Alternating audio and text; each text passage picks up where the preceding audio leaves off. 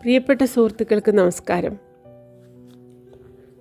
ജീവിതത്തിൽ നിന്ന് ബീന പടിയിറങ്ങിയ ശേഷം കൃഷ്ണനുണ്ണിയുടെ മനസ്സിൽ മകൾ പ്രിയ മാത്രമായിരുന്നു ഉണ്ടായിരുന്നത്. ബീനയെക്കുറിച്ചുള്ള ചിന്തകളിൽ നിന്നും ഏകദേശം ഉണ്ണി മുക്തനായതുമാണ്.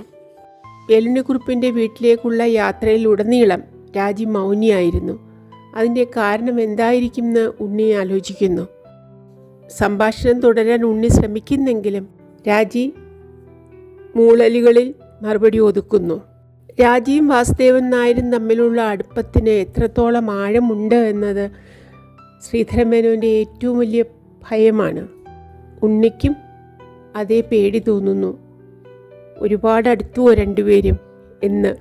കായൽക്കരയിൽ നിന്നും ഉണ്ണിയുടെ വീട്ടിലേക്കും അവിടുന്ന് സ്വന്തം വീട്ടിലേക്കുമുള്ള യാത്രയിൽ രാജിയുടെ മനസ്സിൽ ഉണ്ണിയുടെ വ്യക്തിപ്രഭാവം ചലനങ്ങൾ സൃഷ്ടിക്കുന്നുണ്ട്. അതുകൊണ്ട് തന്നെ യാത്ര പറയാനായിട്ട് അവൾ പോർച്ചിലേക്കെത്തുന്നു.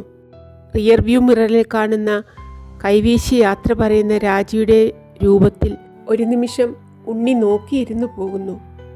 വായിക്കാം. അവകാശികളുടെ 2ാം ഖണ്ഡത്തിൻ്റെ 3ാം ഭാഗം. ഇരുമ്പഴിയിൽ പിടിച്ച് സീറ്റിൽ ഒതുങ്ങിക്കൂടി പുറത്തേക്ക് നോക്കിക്കൊണ്ടിരിക്കുകയാണ് രാജി. വീണ്ടും മൗനിയായി തീർന്നിരിക്കുന്നു. ജീപ്പിൽ കയറിയപ്പോൾ വന്നതാണ് ഈ ഭാവവ്യത്യാസം. എന്തുപറ്റി? ജാലൻ തുങ്കുവിൻ്റെ മൂലയ്ക്കിലുള്ള വായനശാല കടന്നുപോയി. ഇടതുവശത്ത് വീതി കുറഞ്ഞ മൈതാനത്തിനപ്പുറം സ്കൂളിൻ്റെ നീണ്ട മേൽപ്പുര പ്രത്യക്ഷപ്പെട്ടു. ഇരുട്ടത്ത് മോന്തായത്തിൻ്റെ രൂപരേഖ മാത്രമേ കാണാമായിരുന്നുള്ളൂ. പൂമുഖത്തിൻ്റെ മുകളിലെ വിളക്ക് കത്തുന്നില്ല. വികൃതിപ്പിള്ളർ ബൾബെറിഞ്ഞുടച്ചിരിക്കും. അസുഖകരമായ നിശബ്ദത ഭഞ്ജിക്കാൻ വേണ്ടി മാത്രം പറഞ്ഞു, ആ കാണുന്നതാണ് പ്രിയയുടെ സ്കൂള്. രാജി പണ്ട് ഈ സ്കൂളിൽ പഠിച്ചിട്ടുണ്ടോ? ഉവ്. അന്നീ പുതിയ കെട്ടിടമായിരുന്നുവോ? അല്ല, ഇത് രാജിയുടെ മുത്തച്ഛൻ പിന്നീട് കെട്ടിച്ചു കൊടുത്തതാണ് അല്ലേ? തുടർന്നൊന്നും ചോദിച്ചതും പറഞ്ഞതുമില്ല. നിവൃത്തിയില്ലല്ലോ എന്ന് വിചാരിച്ചാണ് രാജി മൂളുന്നതും ഓരോ വാക്കു പറയുന്നതും. എന്തോ ആലോചനയിലാണ്. വർത്തമാനം പറയാൻ ഇഷ്ടമില്ലായിരിക്കാം. ശരി, എങ്കിൽ ശല്യപ്പെടുത്തേണ്ട. എന്നാലും പെട്ടെന്നിങ്ങനെയൊരു മാറ്റം വരാൻ? കാല് കഴുകുമ്പോഴും മരുന്ന് വെച്ച് കൊടുക്കുമ്പോഴും ഒക്കെ വർത്തമാനം പറഞ്ഞിരുന്നു.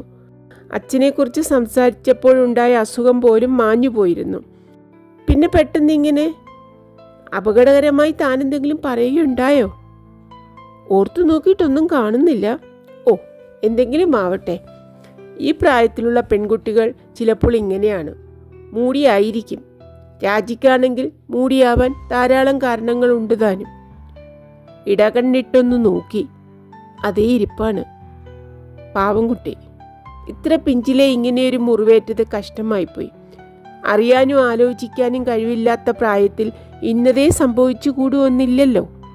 ജീവിതം കേവലം ഒരു ആവേശം മാത്രമായ പ്രായം. പ്രലോഭിപ്പിക്കുന്ന ചുറ്റുപാടുകൾ, ദുഷിച്ച അന്തരീക്ഷവും. കുറ്റം പറഞ്ഞുകൂടാ. പ്രശാന്തമായ ചുറ്റുപാടുകളിൽ മന്മഥ കഥാഗന്ധം പോലും ഗ്രഹിക്കാതെ വളർന്ന മുനികനികയ്ക്ക് എന്തേ പറ്റിയത്? ചിരി വന്നു. എന്നോ പഠിച്ചതാണ്, എന്നോ മറന്നതുമാണ്. തീരെ വിചാരിക്കാതെ ഓർമ്മ വരുന്നു. അത്ഭുതമില്ല. എന്തുകൊണ്ടോ രാജി ശകുന്തളയെ ഓർമ്മിപ്പിക്കുന്നു. കാരണമില്ലായികയില്ല. ശകുന്തളയുമായി ഈ കുട്ടിക്ക് സാദൃശ്യമില്ലാതില്ല. അവളുടെ വിധിക്ക്. ജനിച്ച ഉടനെ അച്ഛനുപേക്ഷിച്ചു. താതു കണ്ണുവിനെ പോലെയുള്ള കുറുപ്പ് വളർത്തി വലുതാക്കി. ഗുരുജനങ്ങൾ അറിയാതെ ഒരു പുരുഷനെ സ്നേഹിച്ചു. അയാൾ വലിച്ചെറിഞ്ഞു. ചരിത്രം ആവർത്തിക്കുന്നു. ജാലാൻ ടെംപ്ലറിൽ നിന്ന് ജാലാൻ ബുക്കീറ്റിയിലേക്ക് തിരിഞ്ഞപ്പോൾ ഹെഡ്ലൈറ്റ് ഫുൾ ബീമിലിട്ടു. പാമ്പിഴയുന്നത് പോലെ വളഞ്ഞു പുളഞ്ഞു കയറിപ്പോകുന്ന വഴി. ഇരുവശവും ഇരുട്ടടച്ച വൃക്ഷത്തോപ്പുകൾ. വഴിവിളക്കുകളില്ല. കുത്തനെയുള്ള കയറ്റവുമാണ്. 2-2.5 നാഴിക കൊണ്ട് 2000 അടിയോളം ഉയരത്തിൽ ചെല്ലുന്നു. ജീപ്പ് ആയതുകൊണ്ട് കയറാൻ എളുപ്പമാണ്. കാലിൽ ഇപ്പോഴും നീറ്റമുണ്ടോ? മൂകത ഭഞ്ജിക്കാൻ മറ്റൊരു ശ്രമം നടത്തി നോക്കി. എന്നൊരു മൂളൽ മാത്രമായിരുന്നു മറുപടി. ഉള്ളിൽ അല്പം അസുഖം തോന്നി. നിന്ദിക്കപ്പെട്ടതുപോലെ.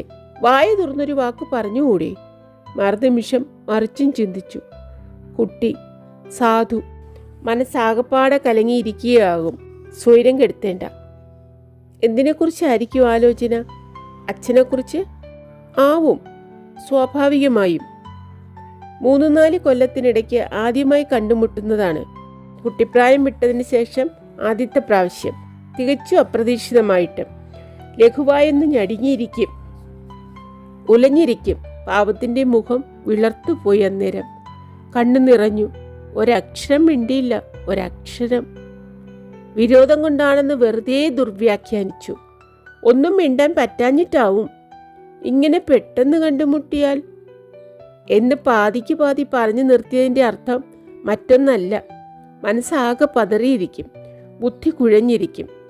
അല്ലെങ്കിൽ എന്തെങ്കിലും ഒരു വാക്കെങ്കിലും പറയാതിരിക്കുമോ? അത്ര അമർഷം ഉള്ളിലുണ്ടെങ്കിലും. ഉള്ളിലില്ലായികയില്ല. ചോദിച്ചത് കേട്ടില്ലേ? ഇത്തിരി വൈകിപ്പോയില്ലേ?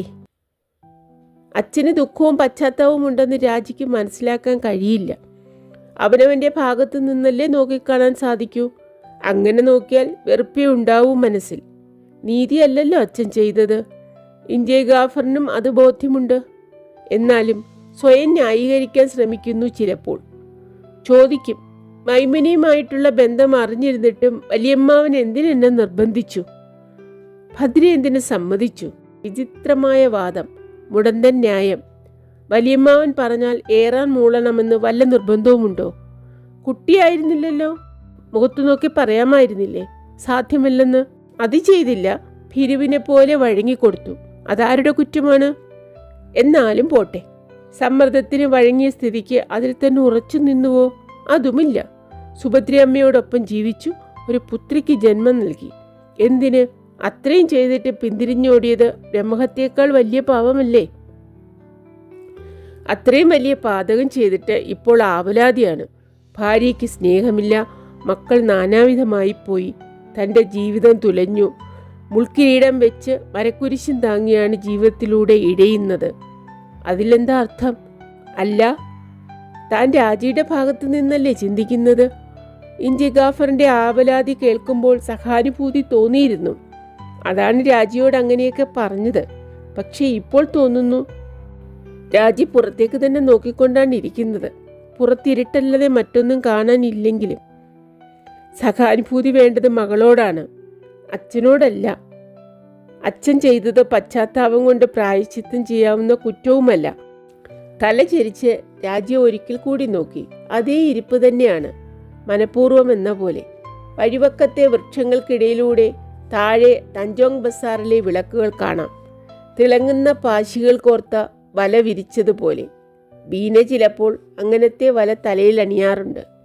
സായാഹ്നങ്ങളിൽ കടും നീല നിറത്തിലുള്ള സാരിയും ചോളിയും, ചന്ദനത്തിൽ കടഞ്ഞെടുത്ത വയറ് മുഴുവൻ കാണുന്ന ചോളി, ഇറക്കി വെട്ടിയ കഴുത്ത്, കഴുത്തിൽ 2-3 ഇഴയായി കെട്ടിയ മുത്തുമാല. You look charming tonight Beena, as always. ലിപ്സ്റ്റിക്കിൻ്റെ പവിഴപ്പാളികൾ പിളർന്ന് മുത്തിൽ പണിത മുള്ളമുട്ടുകൾ പ്രദർശിപ്പിച്ച് തല ചെരിച്ചൊരു നാണം കുടുങ്ങൽ. തികച്ചും കൃത്രിമം, എന്നാലും ഹൃദയാവർജകം. കാതിലാടുന്ന ലോലാക്കുകൾ പോലെ തൻ്റെ മനസ്സുമാടുന്നു. ചൂണ്ടയിൽ കുടുങ്ങിയ മീൻ പോലെ കരൾ കിടന്ന് പിടയ്ക്കുന്നു. ചുറ്റും മഴവില്ലുകൾ വിരിയുന്നു. സിഗരറ്റിൻ്റെ പുകയും ഗ്ലാസുകൾ കൂട്ടിമുട്ടുന്ന ഒച്ചയും ബാൻഡുവാദ്യത്തെ പോലും നിശബ്ദമാക്കുന്ന പൊട്ടിച്ചിരിയും പെട്ടെന്ന് അപ്രത്യക്ഷമാകുന്നു, അശ്രാവ്യവുമാവുന്നു. നിശാശാല ഏകാന്തമായ ഉദ്യാനമായി തീരുന്നു. അരുവിയുടെ വക്കത്ത് പച്ചപ്പുല്ലിൽ താനും ബീനയും മാത്രം. Your wife looks like out of this world tonight, mister Unni. Thank you. Beena ബെഹൻ, you are out to kill tonight. How pity on us poor men. അവൾ കഴുത്തൊരു വശത്തെ കൊടിച്ച് സ്തുതി പുഞ്ചിരിയോടെ സ്വീകരിക്കുന്നു. ഉജാഗർ സിംഗ് കസേര വലിച്ചിട്ടിരിക്കുന്നു. Mind if I join you? തോൾ കുലുക്കുന്നു. Not at all. ബീനയുടെ മസ്കാര എഴുതിയ കണ്ണുകൾ തുലാസിൻ്റെ തട്ടുപോലെ പൊങ്ങുന്നു. ഷെറിയുടെ നനവുള്ള ചുണ്ടുകളിൽ ഉരുകാത്ത വെണ്ണ പരക്കുന്നു. ഉപചാരം. അണിഞ്ഞൊരുങ്ങിയ സ്ത്രീകളെ പുരുഷന്മാർ പുകഴ്ത്തുന്നു.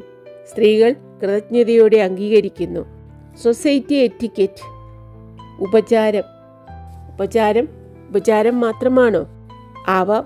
പക്ഷേ ഉപചാരത്തിൽ ആരംഭിച്ചത് അപചാരത്തിൽ കലാശിക്കുന്നു. കൈകുലുക്കിൽ തുടങ്ങിയത് കെട്ടിപ്പുണരലിൽ ചെന്നെത്തുന്നു. ഇന്നലെ കൃഷ്ണനുണ്ണി, ഇന്ന് ഉജാഗർ സിംഗ്, നാളെ ലണ്ടൻ തെരുവിൽ കണ്ടുമുട്ടുന്ന ഏതെങ്കിലും സ്മിത്ത് അല്ലെങ്കിൽ ജോൺസ്. പെണ്ണിനെ രാവും പകലും വിശ്വസിക്കരുത്. നാരികൾ നാരകീയാഗ്നികൾ. അല്ലെങ്കിൽ എന്തിനവരെ കുറ്റം പറയുന്നു? ആണുങ്ങൾ വിഡ്ഢികളാണ്. കണ്ണിണ കൊണ്ട് കടുക് വറുക്കുന്നത് കാണുമ്പോൾ ഒരിടത്ത് അടങ്ങിയൊതുങ്ങി ഇരുന്നുകൂടെ? പകരം മോഹിനിയെ കണ്ട ഭസ്മാസുരനെ പോലെ എന്തൊരു സത്യം ചെയ്യേണ്ടു ഞാൻ മോഹിനിയാളെ. മൂളിപ്പോയോ? ഉവന്നു തോന്നുന്നു. രാജി ശ്രദ്ധിച്ചുവോ? ഇല്ല, അതേ ഇരിപ്പാണ്. രാത്രിയുടെ നിശബ്ദതയെ കോടിവസ്ത്രം പോലെ കീറുന്ന ജീപ്പിന്റെ ചീറലിൽ എങ്ങനെ കേൾക്കാനാണ്? എന്തൊരു സത്യം, ഏതൊരു സത്യം! താനും അതൊക്കെ പറഞ്ഞതാണ്, ചെയ്തതാണ് എന്ന് വച്ചാൽ താനും വിഡ്ഢിയായിരുന്നു. പടുവിഡ്ഢി. അഥവാ വിഡ്ഢികളല്ലാത്തവരാരാ? സ്ത്രീകളെ കാണുമ്പോൾ പുരുഷന്മാരും പുരുഷന്മാരെ കാണുമ്പോൾ സ്ത്രീകളും വിഡ്ഢികളായി തീരുന്നു. തന്നെപ്പോലെ തന്നെ ഈ പെൺകുട്ടിയും. വലിയ വളവാണ് മുൻപിൽ. സീറ്റിൽ ഒന്നിളകിയിരുന്ന് സ്റ്റിയറിംഗിൽ മുറുക്ക പിടിച്ചു.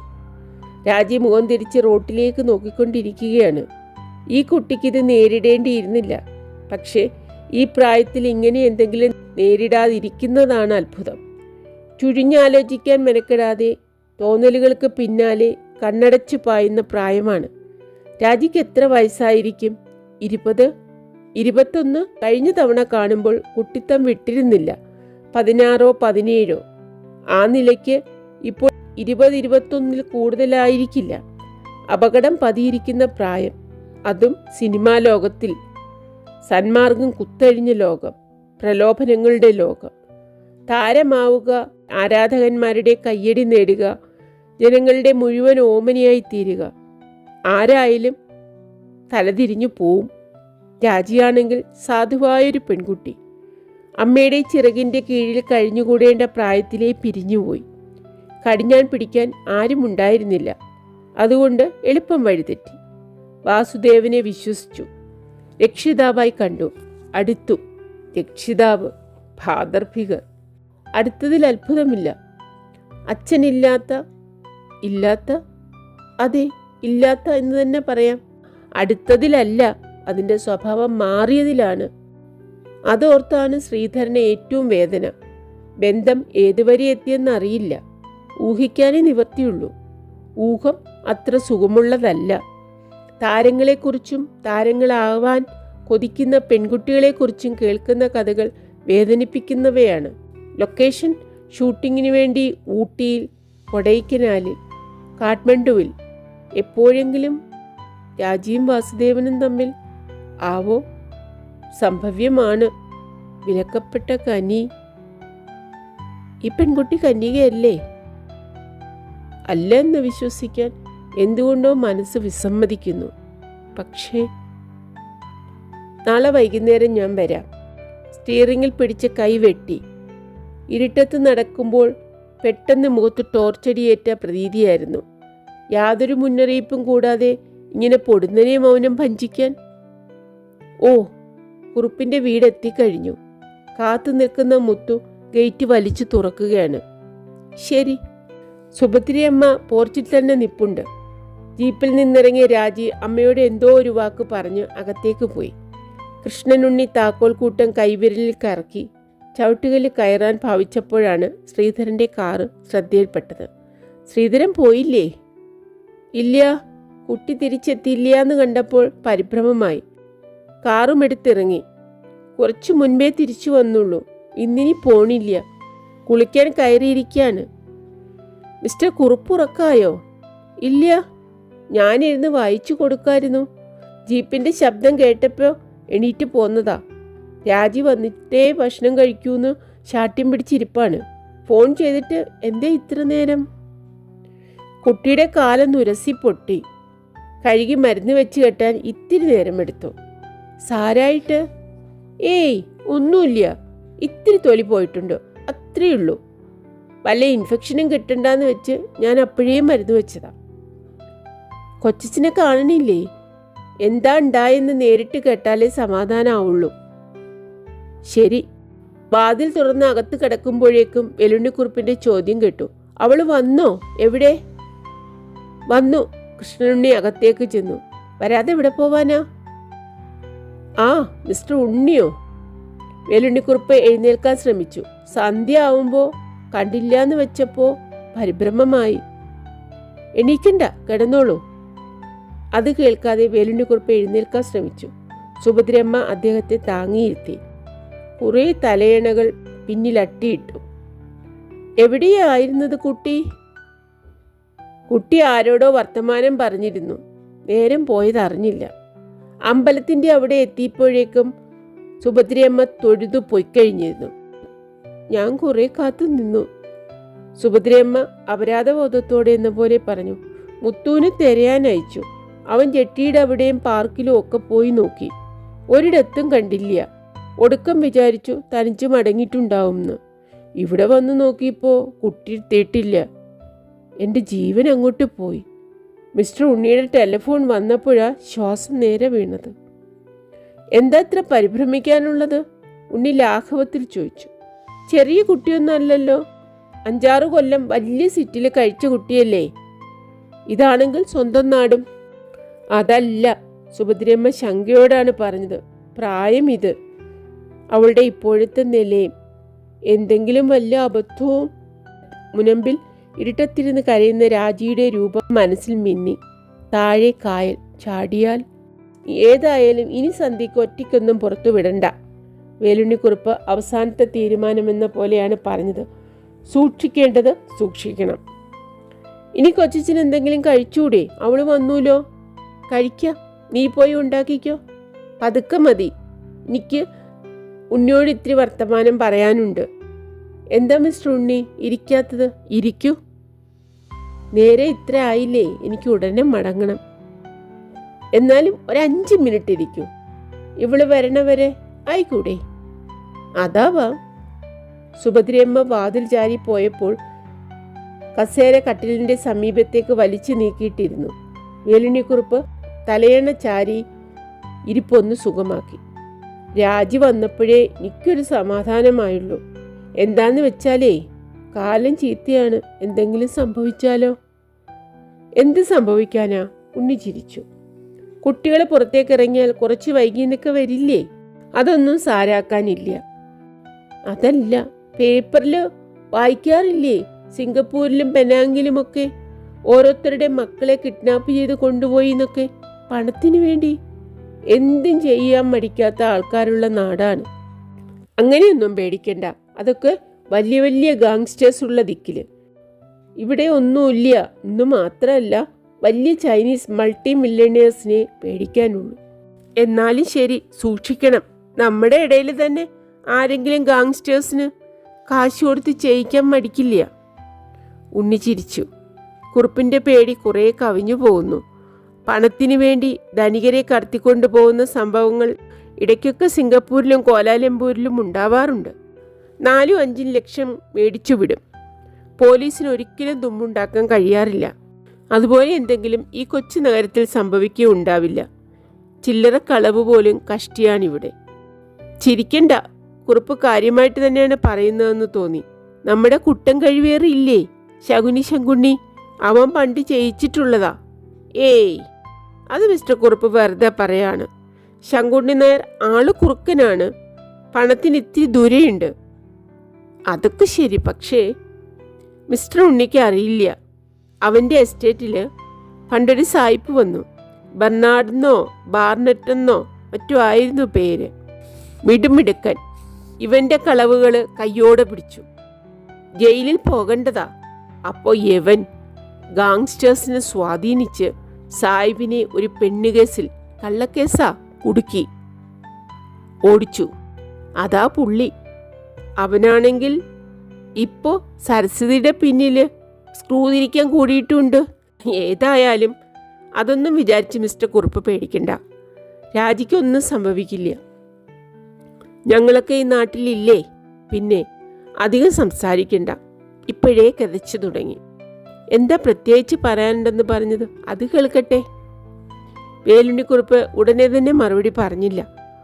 താടി തലോടി ചുമരിലേക്ക് നോക്കിക്കൊണ്ടിരുന്നു. മങ്ങിയ വെളിച്ചത്തിൽ മുഖത്തിന് ഉള്ളതിലേറെ വിളർപ്പ് തോന്നിക്കും. കണ്ണുകൾ ഇറുക്കിപ്പിടിച്ചിരിക്കുന്നു. കൈവിരലുകൾ വിറയ്ക്കുന്നുണ്ട്. കുറുപ്പ് നെടുവീർപ്പിച്ചു. ആട്ടെ, ഉണ്ണിക്കടലാസുകൾ നോക്കിക്കഴിഞ്ഞോ? ഇല്ല, കഴിയാറായി. വേഗം കഴിക്കണം. ശ്രീധരൻ്റെന്ന് ചില കടലാസുകൾ കൂടി കിട്ടാനുണ്ട്. അത് കിട്ടിയാൽ പിന്നെ താമസമില്ല. പക്ഷേ ഉണ്ണി മനഃപൂർവ്വം പകുതിക്ക് നിർത്തി കുറുപ്പിൻ്റെ നേരെ നോക്കി. കുറുപ്പ് നോട്ടത്തിൻ്റെ പൊരുൾ മനസ്സിലായെന്ന അർത്ഥത്തിൽ പതുക്കെ തലകുലുക്കി. റീകൺസിഡർ ചെയ്യണം എന്നല്ലേ? ആ, ഒന്നും കൂടിയൊക്കെ ഒന്ന് ആലോചിച്ചിട്ട് പോരെ അവസാനത്തെ തീരുമാനം. ഭാസി എടുത്തു ചാടി എന്തോ വിവരക്കേട് കാണിച്ചു എന്ന് വെച്ചിട്ട് ഡോക്ടർ കുറുപ്പിൻ്റെ കുടുംബത്തെ മുഴുവൻ അങ്ങോട്ട് ഇഗ്നോർ ചെയ്യാൻ പാടോ? എല്ലാവർക്കും വേണ്ടതൊക്കെ കൊടുക്കണതല്ലേ നല്ലത്? ധാരാളം ഉണ്ടല്ലോ. വേലുണ്ണിക്കുറുപ്പ് നീട്ടിയൊന്ന് മൂളി ആലോചനയിൽ മുഴുകി. ആ മൂളലിൻ്റെ അർത്ഥമെന്താണെന്ന് വ്യക്തമായില്ല. എങ്ങനെയും വ്യാഖ്യാനിക്കാം. ഏതായാലും ശുഭസൂചകമാണ്. എടുത്തടിച്ചതുപോലെ തള്ളിക്കളഞ്ഞില്ലല്ലോ. എങ്ങനെയെങ്കിലും എല്ലാം രഞ്ജിപ്പിൽ അവസാനിച്ചാൽ മതിയായിരുന്നു. 2 പേര് ഇന്ന് എന്നെ കാണാൻ വന്നിരുന്നു. പെട്ടെന്ന് ഓർത്തതുപോലെയാണ് കുറുപ്പ് പറഞ്ഞത്. ദാത്തോ ഓത്മാനും പിന്നെ ഒരു ചീനനും.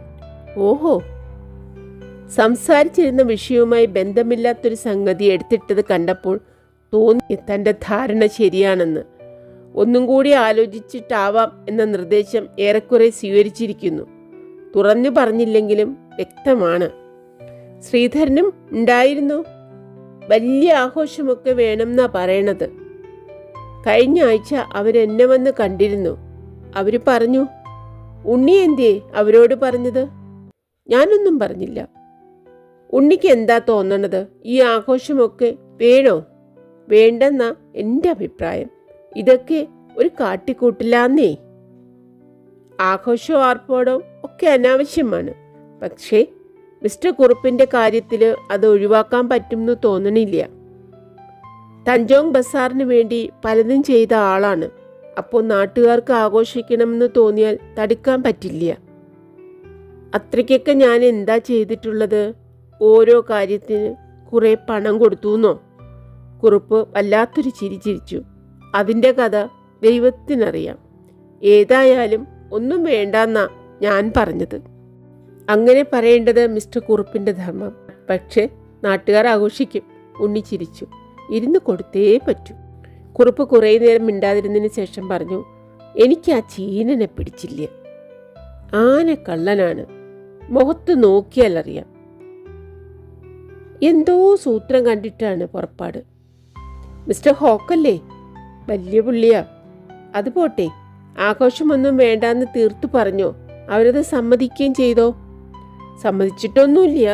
ഒടുക്കം ഞാൻ ശ്രീധരനോട് പറഞ്ഞു, ഉണ്ണിയോട് ആലോചിച്ചിട്ട് എന്താന്ന് വെച്ചാൽ ചെയ്തോളാൻ. എന്നോടോ? അത് വേണ്ടിയിരുന്നില്ല. ഞാനൊന്നിനുമില്ല. അങ്ങനെ ഒഴിയണ്ട. മിസ്റ്റർ കുറുപ്പ് ചിരിച്ചു. ഉണ്ണി തീരുമാനിക്കണതാ എനിക്ക് സമ്മതം. വയസ്സുകാലത്ത് ആര് പറഞ്ഞാലും ഒന്നും കേൾക്കണില്ല എന്നാ എല്ലാവരുടെയും കംപ്ലൈൻറ്റ്. എന്നാൽ ശരി, ഒരാൾ പറയുന്നതെങ്കിലും കേൾക്കണമല്ലോ. ആ ആള് ഉണ്ണിയാവട്ടെ. എന്താ? കുറുപ്പ് വീണ്ടും മലർക്ക ചിരിച്ചു. വേറൊന്നുമില്ല. അദ്ദേഹം ഗൗരവഭാവം പൂണ്ടു. You have no axe to grind എന്നെനിക്കറിയാം. ഉണ്ണി സംശയഭാവത്തിൽ ചിരിച്ചു.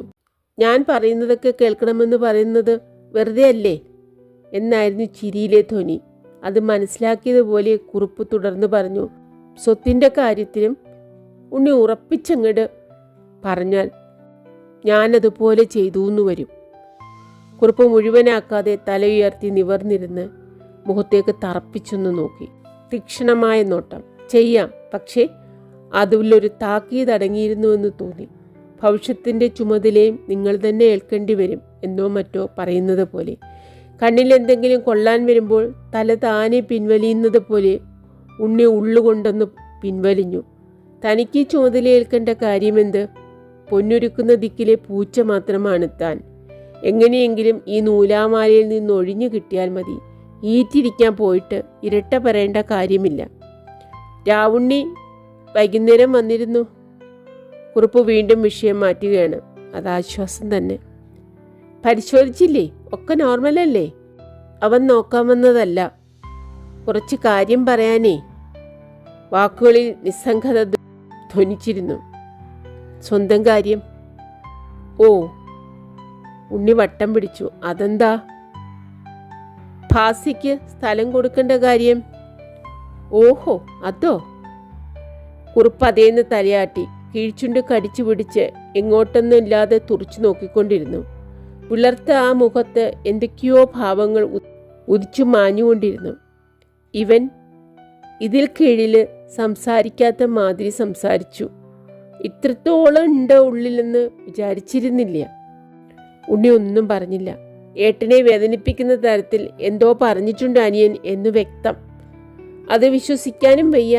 ഏട്ടനോട് അത്ര ഭക്തിയും ബഹുമാനവുമാണ് അനിയന്. അവൻ എൻ്റെ മുഖത്തു നോക്കി ഒരക്ഷരം പറയാറില്ല. ഞാൻ പറഞ്ഞാലേ ഇരിക്കുകയും കൂടി ചെയ്യൂ. ഇത്രയും പ്രായമായിട്ടും. അതുണ്ണിക്കറിഞ്ഞൂടെ? ഉവ്വ്. എന്നിട്ട് അവനുണ്ട് അവകാശം പറയാൻ വന്നിരിക്കുന്നു മകന് വേണ്ടിയിട്ട്. കുറുപ്പ് നാക്കുകൊണ്ട് ചുണ്ടു നനച്ചു. നാക്കിൽ തടഞ്ഞ എന്തോ തുപ്പിക്കളഞ്ഞു. വീണ്ടും തലയണകളിൽ ചാരിയിരുന്ന് കൈകൾ കോർത്തു കഴുത്തിന് പിന്നിൽ വെച്ചു. അദ്ദേഹം നീട്ടി ഒന്ന് നെടുവേർപ്പിട്ടു. എന്ത് ചെയ്യാനാ? ആ ഏഠയുടെ പിടിയിൽ പെട്ടുപോയില്ലേ? അവൻ സ്വമേധയാ ഒന്നും പറയില്ല. അവള് മൂട്ടിക്കൊടുത്തതാവും. ഭദ്രമൻ സഹിക്ക വയ്യാണ്ടേ ആയിരിക്കും അവൻ വന്ന് പറഞ്ഞത്. അവനൊരു പാവത്താനാ. അതിത്ര സാരായിട്ടെടുക്കാനുണ്ടോ? അനിയനല്ലേ ചോദിച്ചതാരോടാ? ഏട്ടനോടും. അതിലെന്താ? ചോദിച്ചതിലല്ല, ന്യായം പറയാൻ വന്നു നീ എൻ്റെ അടുത്ത്. എൻ്റെ സ്വത്തിനെ പറ്റിയിട്ട്. ഏത്? ഞാൻ അധ്വാനിച്ചുണ്ടാക്കിയ സ്വത്തിനെപ്പറ്റി എന്നോട് ന്യായം പറയാൻ വന്നിരിക്കുന്നു. ആഹാ, അത് അതല്ലേ കളി. അതൊന്നും സാരമില്ലാന്ന്. എന്നിട്ട് എന്താ മറുപടി പറഞ്ഞേ? വഴക്കൊന്നുമായില്ലല്ലോ? വഴക്കോ? എന്തിന്? അവൻ വിഡ്ഢിയാന്ന് വെച്ചിട്ട് ഞാനും വിഡ്ഢിയാവണോ? ഞാൻ മിണ്ടാണ്ട് ഒക്കെ മൂളി കേട്ടു. ഒടുക്കം പറഞ്ഞു ആലോചിക്കാംന്ന്. അത്ര തന്നെ. എന്തിനാ കൂടുതൽ പറയണേ? അത്രയും പറഞ്ഞോളൂന്ന് വെച്ചാൽ നന്നായി. വിഡ്ഢികള്. കുറുപ്പ് പുച്ഛം തൂറിക്കുന്ന പുഞ്ചിരി തൂകി. എനിക്ക് അവനെ വലിയ കാര്യ. പണ്ടേ ഞങ്ങൾ രാമലക്ഷ്മണന്മാരാ. അത് അവൻ്റെ ഭാര്യയ്ക്കും ഭാസിക്കും കുട്ടനും എല്ലാവർക്കും അറിയാം. അതുകൊണ്ട് അവനെ പറഞ്ഞ് പിരിമുറുക്കി വിട്ടിരിക്കുകയാണ്. അവൻ നിർബന്ധമായിട്ട് പറഞ്ഞാൽ ഞാൻ മൂളുന്ന ധാരണ. വിഡ്ഢികള്. കുറുപ്പ് ഇത്തിരി ഉറക്ക ചിരിച്ചു. ക്രൂരത സ്ഫുരിക്കുന്ന ചിരി. എന്നെ അവറ്റകളൊന്നും മനസ്സിലാക്കിയിട്ടില്ല എന്നായിരുന്നു മുഖത്ത ഭാവം. വൃദ്ധനും രോഗിയും ദുർബലനുമായ കുറുപ്പല്ല ഇത്. കരുണന്റെ ഭാഷയിൽ പറഞ്ഞാൽ വെന്നും കൊന്നും സാമ്രാജ്യം പിടിച്ച ആ ഉഗ്രപ്രതാപിയാണ്. തന്നെ വഞ്ചിച്ച ഭാര്യയുടെ കൊലപാതകം കൈവിറ കൂടാതെ ചെയ്ത പ്രതികാര രുദ്രൻ. കൗതുകത്തോടെ അദ്ദേഹത്തെ വീക്ഷിച്ചു. കണ്ണുകളിൽ ഈർച്ചവാളിൻ്റെ വായ്ത്തിളക്കം പോലെയൊരു പ്രകാശം സ്ഫുരിച്ചിരുന്നു. ചുളി വീണ നെറ്റിയിലേക്കുയർന്ന പുരികക്കൊടികൾ പത്തി നിവർത്തിയിരുന്നു. കക്ഷന്റെ കയറിയ നെറ്റിയിൽ ഞരമ്പുകൾ എടുത്തു പിടിച്ചു നിന്നിരുന്നു. താടിമീശയുടെ തുമ്പ് വിറച്ചിരുന്നു. വിഡ്ഢികള്. കൊതിച്ച് വെള്ളമിറക്കി ഇരിക്കട്ടെ. ഒരു ഉരഞ്ഞ സെന്റിന്റെ സ്വത്ത് ഞാൻ കൊടുക്കില്ല ഏട്ടകൾക്ക്. കുറുപ്പ് പെട്ടെന്ന് ഉച്ചയുയർത്തി. ന്യായം പറയാൻ വരണോരെ ഞാനൊന്ന് കാണട്ടെ പ്ലീസ്. ഉണ്ണിക്കുറുപ്പിൻ്റെ കാൽമുട്ടിൽ സ്പർശിച്ചു. ഉറക്കെ സംസാരിക്കരുത്. Calm down. ഒട്ടും ക്ഷോഭിക്കരുതെന്നല്ലേ ഡോക്ടർ പറഞ്ഞിരിക്കുന്നത്. Take it easy. സ്വത്തിൻ്റെ കാര്യമൊക്കെ പിന്നെ നിശ്ചയിക്കാം. അതല്ല ഉണ്ണി. നോ, കൂടുതൽ പറയണ്ട. കൂടുതൽ പറയാനാ ഭാവം എന്ന് വെച്ചാൽ ഞാൻ പോവാണ്. പ്ലീസ് മിസ്റ്റർ ഉണ്ണി. കുറുപ്പിൻ്റെ ഒച്ചയിൽ പെട്ടെന്ന് ഗദ്ഗതം കടന്നുകൂടി. ഒരു മിനിറ്റ് കൂടി ഞാൻ പറഞ്ഞോട്ടെ? ശരി, പക്ഷെ ഒച്ച ഉയർത്തരുത്. ഇല്ല. കുറുപ്പ് തലയാട്ടി. എനിക്ക് ദേഷ്യം വന്നത് അതല്ല. കഴിഞ്ഞ തവണ നമ്മൾ സംസാരിച്ച ശേഷം ഞാൻ വീണ്ടും ആലോചിക്കുകയായിരുന്നു. ഉണ്ണി പറഞ്ഞ പോലെ എല്ലാവർക്കും കൊടുക്കാമെന്ന് വിചാരിക്കുകയായിരുന്നു. അപ്പോഴാ രാവുണ്ണി വന്ന് എൻ്റെ മുഖത്ത് നോക്കി അന്യനെ പോലെ ന്യായം പറഞ്ഞത്. കമാന്നൊരക്ഷരം മിണ്ടാത്തോനാ. വേലുണ്ണിക്കുറുപ്പിൻ്റെ കണ്ണുകൾ പെട്ടെന്ന് നിറഞ്ഞൊഴുകി. അല്പം മുമ്പ് കണ്ട ഉഗ്രമൂർത്തി നിമിഷം കൊണ്ട് നനഞ്ഞ പഞ്ഞു പോലെ അമർന്നൊതുങ്ങി. കൃഷ്ണനുണ്ണി കസേരയിൽ നിന്ന് എഴുന്നേറ്റ് അട്ടിയിട്ട തലേണകൾ നീക്കി കുറുപ്പിനെ പതുക്കെ താങ്ങിക്കിടത്തി. അദ്ദേഹം കുട്ടികളെ പോലെ വിമ്മിക്കരയുന്നുണ്ടായിരുന്നു. നീലവരെയുള്ള പൈജാമയിൽ അങ്ങിങ്ങെ ഈറൻ നക്ഷത്രപ്പുള്ളികൾ തെളിഞ്ഞു. കട്ടിലിൻ്റെ മെത്താരണയിൽ ഇട്ടിരുന്ന കൊച്ചു ടവലെടുത്ത് ഉണ്ണിക്കുറുപ്പിൻ്റെ കവൾ തുടയ്ക്കാൻ ആരംഭിച്ചു. കുറുപ്പ് തടുത്ത് താൻ തന്നെ തൂവാല വാങ്ങി തുടച്ചു. മിസ്റ്റർ കുറുപ്പ് യാതൊന്നും ആലോചിച്ച് വിഷമിക്കണ്ട, കാര്യങ്ങളൊക്കെ നമുക്ക് പിന്നീട് സംസാരിക്കാം. ഡോക്ടർ എന്തെങ്കിലും പറഞ്ഞു എന്ന് വെച്ചാൽ തന്നെ മനഃപൂർവ്വം പറഞ്ഞതാവില്ല. ഇപ്പോൾ അവിടെ ഇരുന്ന് മനസ്താപപ്പെടുകയുമായിരിക്കും. എനിക്കറിഞ്ഞുകൂടിയേ ഡോക്ടറെ. Don't worry. കുറുപ്പ് ക്ഷീണിച്ച കണ്ണുകൾ കൊണ്ട് കൃതജ്ഞതയോടെ നോക്കി. പശ്ചാത്തപിക്കുന്നുണ്ടാവും എന്ന് പറഞ്ഞത് അദ്ദേഹത്തെ പ്രീതിപ്പെടുത്തിയിരിക്കുന്നു. വാതിക്കൽ മുട്ടുകേട്ടു. സുഭദ്രമ്മയായിരിക്കണം. വന്നോളൂ. സുഭദ്രയമ്മ അകത്തേക്ക് കടന്നു വന്നപ്പോൾ ഉണ്ണി കസേര നീക്കിയിട്ട് ഒഴിഞ്ഞു കൊടുത്തു. ആളിത്തിരി ക്ഷോഭിച്ചു. അതിൻ്റെ ക്ഷീണം കാണും. സാരമില്ല, എന്നാൽ ഞാൻ പോകട്ടെ. ധൃതിയുണ്ടോ? അല്ലെങ്കിൽ ഒരു 5 മിനിറ്റ്? ധൃതിയില്ല, പക്ഷെ നേരമായില്ലേ. ധൃതിയില്ല എന്ന് വെച്ചാൽ എനിക്കൊരു കാര്യം സംസാരിക്കാനുണ്ട്. ശരി, ഞാൻ പുറത്ത് വെയിറ്റ് ചെയ്യാം. താങ്ക്സ്, ഞാൻ ഇപ്പോൾ വരാം. കൃഷ്ണനുണ്ണി ഇടനാഴിയിലേക്ക് കടന്ന് വാതിൽ ചാരി. മനസ്സിൽ വിമ്മിഷ്ടം തോന്നിയിരുന്നു. വയസ്സന്മാർ കുട്ടികളെ പോലെയാണെന്ന് പറയാറുണ്ടെങ്കിലും കുറുപ്പിനെ ഇങ്ങനെ ദുർബലനായി ഒരിക്കലും കണ്ടിട്ടില്ല. വലിയവർ വീഴുമ്പോൾ വലിയ വീഴ്ച തന്നെ. ഡോക്ടർ കുറുപ്പ് പറഞ്ഞത് എന്തായാലും അത് വേലുണ്ണിക്കുറുപ്പിനെ ഉലച്ചിരിക്കുന്നു.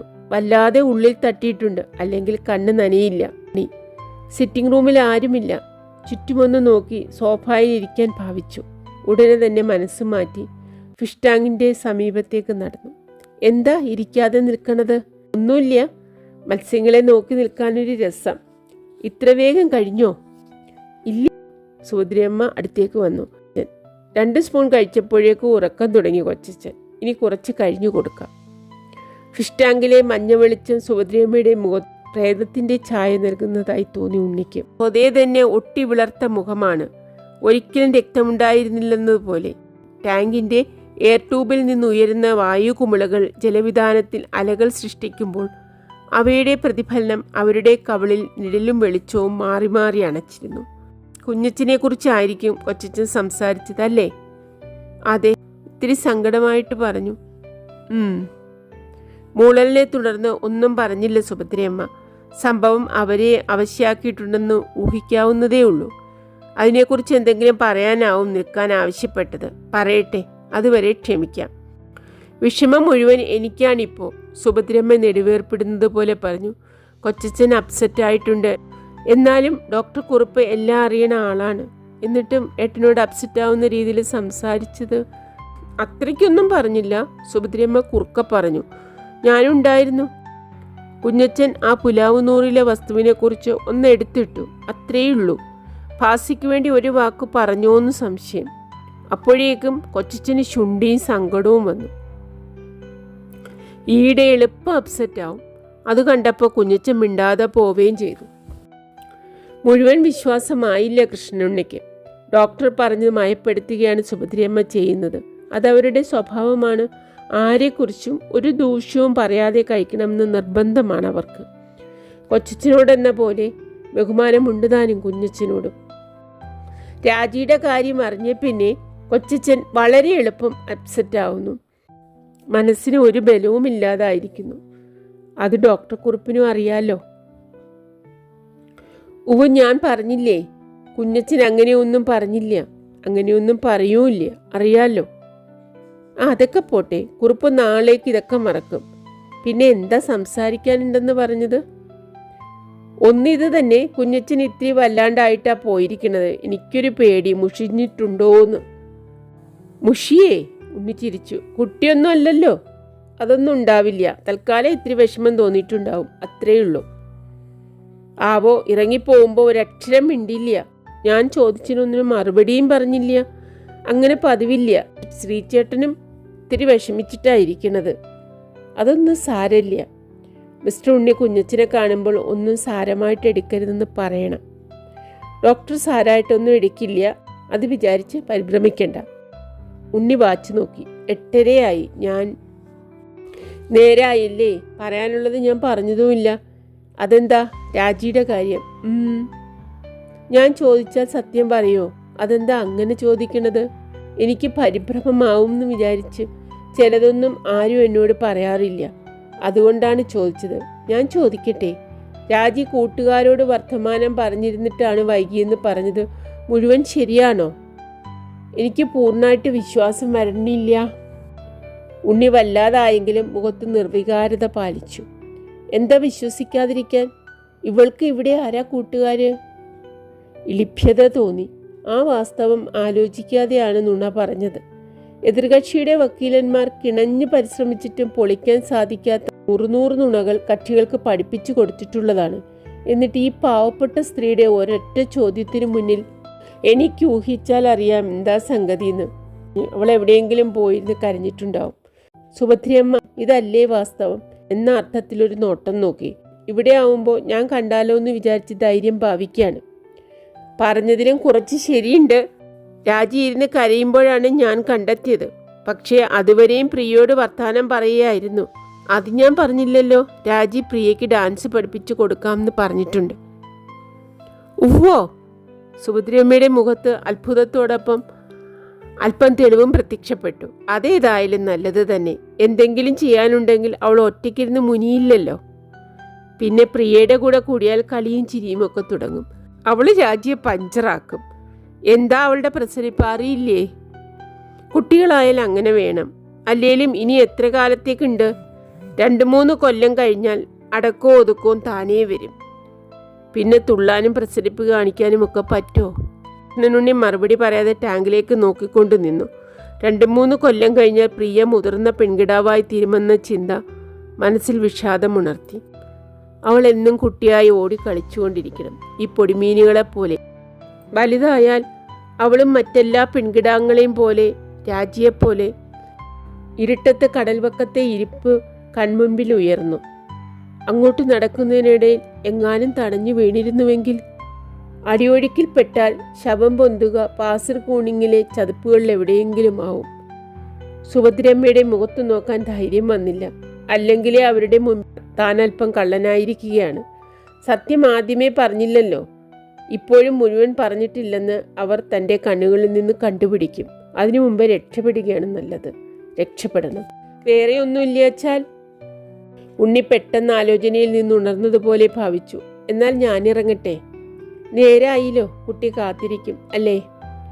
ഊണ് കഴിക്കാതെ ഉറക്കം തൂങ്ങിയിരിക്കുന്നുണ്ടാവും. ഞാൻ നാളെ വരാം. ശരി. പിന്നെ അവളെ ഒറ്റയ്ക്ക് കിട്ടുമ്പോൾ നല്ലതൊക്കെ പറഞ്ഞ് മനസ്സിലാക്കണം. മിസ്റ്റർ ഉണ്ണിക്ക് വേണ്ടതുപോലെ ഉപദേശിക്കാൻ അറിയാലോ. മാത്രമല്ല മിസ്റ്റർ ഉണ്ണി പറഞ്ഞാൽ അവൾക്ക് കൂടുതൽ റെസ്പെക്റ്റ് ഉണ്ടാവുകയും ചെയ്യും. കുട്ടിക്ക് ഇപ്പോൾ ആവശ്യം ഉപദേശമല്ല, ഉള്ളിലെ വിഷമമൊക്കെ തനിച്ചാറണം. എന്നിട്ടേ വല്ലതും പറഞ്ഞിട്ട് കാര്യമുള്ളൂ. ഏതായാലും അതൊക്കെ പിന്നെ ആലോചിക്കാം. ഞാൻ നടക്കട്ടെ? ശരി, ഞാൻ കൊച്ചച്ഛൻ്റെ അടുത്തൊന്ന് ചെന്ന് നോക്കട്ടെ. കൃഷ്ണനുണ്ണി ചവിട്ടുകല്ല് ചാടി ഇറങ്ങി ജീപ്പിനടുത്തേക്ക് നടക്കുമ്പോൾ പിന്നിൽ നിന്ന് വിളി കേട്ടു. ഒന്ന് നിൽക്കൂ. തിരിഞ്ഞു നോക്കാതെ തന്നെ മനസ്സിലായി രാജിയാണ്. അവൾ ജീപ്പിൻ്റെ സമീപത്തെത്തി താണ ഉച്ചയിൽ ചോദിച്ചു, അമ്മയോടൊന്നും പറഞ്ഞില്ലല്ലോ? ഇല്ല, പക്ഷെ അമ്മ ഊഹിച്ചു. എന്താ അമ്മ പറഞ്ഞത്? രാജി എവിടെയെങ്കിലും പോയിരുന്ന് കരഞ്ഞിരിക്കുമെന്ന്. അത് ശരിയാണെന്ന് ഞാനും പറഞ്ഞു. കൂടുതലൊന്നും പറഞ്ഞില്ല. അവൾ തലകുനിച്ച് തോളിലൂടെ മാറത്തേക്കിട്ട മുടിയുടെ തുമ്പ് മെടഞ്ഞുകൊണ്ട് നിന്നു. പോർച്ചിലെ സീലിംഗ് ലാമ്പിന്റെ പ്രകാശത്തിൽ നിലാവത്ത് പൂത്തു നിൽക്കുന്ന കാട്ടുമുല്ല വള്ളിയാണവൾ ഓർമ്മിപ്പിച്ചത്. പരിഭ്രമിക്കണ്ട, മദർ അണ്ടർസ്റ്റാൻഡ്സ് യു. വാസ്തവത്തിലെ മുത്തച്ഛനായിരുന്നു കൂടുതൽ പരിഭ്രമം. എനിവേ, നേരം വൈകി, ഞാൻ പോട്ടെ. നാളെ കാണാം. വരൂല്ലോ? വരാം, 4 മണിക്ക്. നാളെ എനിക്ക് ഫോട്ടോകളും കാണണം. ശരി, good night. Good night. Jeep start ചെയ്ത് മുന്നോട്ട് വിട്ടു. പോർച്ചിൽ നിന്ന് പുറത്തേക്ക് കടക്കുമ്പോൾ എന്നും പതിവുള്ളതുപോലെ റിയർ വ്യൂ മിററിലേക്ക് കണ്ണയച്ചു. രാജി കൈയുയർത്തി ടാറ്റ പറയുന്നു, പുഞ്ചിരി തൂകിക്കൊണ്ട്. നിമിഷനേരം കണ്ണാടിയിൽ തന്നെ നോക്കിയിരുന്നു പോയി. മറ്റൊരു രൂപം മനസ്സിൽ തെളിഞ്ഞു. കോടതിയിലേക്ക് ഇറങ്ങുമ്പോൾ കൈവീശി യാത്രയാക്കാറുള്ള ബീനി എന്ന ഗവോൾഡ. പ്രിയപ്പെട്ട സുഹൃത്തുക്കളെ, ഈ ഭാഗം വായിച്ചു കഴിഞ്ഞു. അടുത്ത അധ്യായവുമായി വേഗമെത്താം. എന്നെ കേൾക്കുന്ന എല്ലാവർക്കും ഹൃദയം നിറഞ്ഞ നന്ദി.